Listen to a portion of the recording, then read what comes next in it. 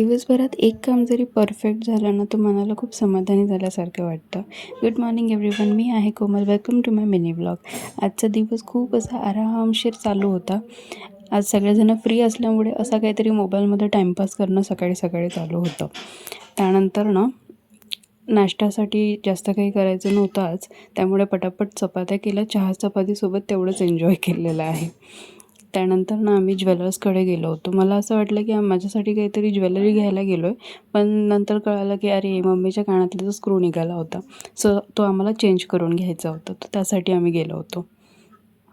त्यानंतर अद्विकचे केस कापायचे होते. तिथे तो काय बोलतोय हे ऐका. मग शाळेत कधी जाणार आहोत तू? आता खरं का? खरं? ती मोठी गाडी कुठे आहे तुमची? हा? मला द्या ना ती. मला देणार?